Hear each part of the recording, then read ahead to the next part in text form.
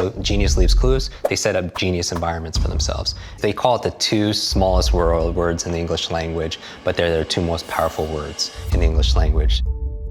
My goal with people when it comes to learning is get themselves to do something they never thought they could do, and then it opens up another possibility. It literally opens up their nervous system for something, what else could be possible. And so there are a lot of tools and techniques out there that are resources. Like when I grew up, we had no money, right? I had no education because I was very learning challenged. I didn't know anybody. That's where they'll go though. When there's a stopgap between where they are and where they want to be, they'll say, oh, I don't have the money, or I don't have the education, or I don't have the intelligence, I don't have the network, or anything else like that. And it's not about resources, right? Because we know a lot of people who didn't have any resources that were able to impact the world.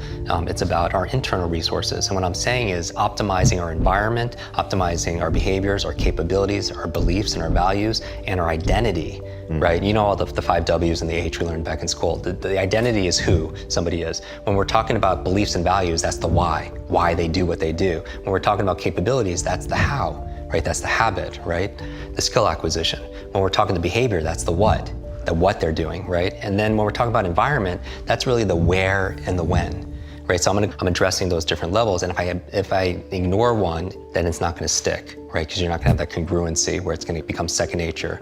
And so if I'm modeling genius and genius leaves clues, I'm thinking about, okay, where are they and when are they doing these things? So certain people are early birds, some people are night owls. Part of it is the self-awareness. When's the optimal time to do this? Geniuses find their element, their sweet spot, and they set up their routines and their rituals throughout the day to be able to align with their time when they're most productive, right? If they're not have a lot of energy in the morning, working out is probably not as good as doing it some other time.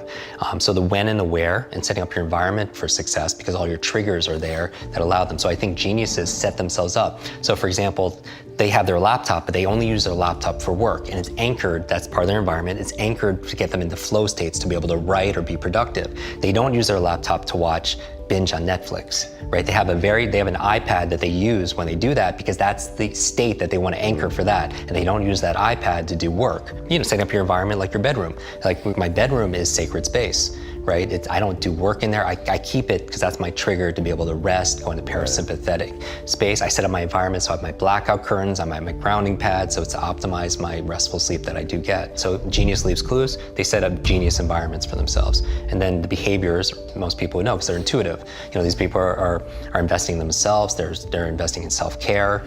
I always tell people that self-love and self-care is not selfish. A lot of people, they're there for their friends and their family and their clients and everybody else, but they're not refilling their cup. So I think that we have to be, grow givers, meaning we grow so we have more to give to other people, so we have more impact with other individuals. So the behaviors are reading each day and putting together your to-do list, and I think having your not to-do list is so important. I think one of the success rituals people should have is just going through and keeping a consistent not to-do list. And I think the most successful genius level individuals, one of the clues that they leave is their not to-do list is bigger than their to-do list, right? They don't check their phone in the morning. They don't take in, everything is hell yes or it's hell no.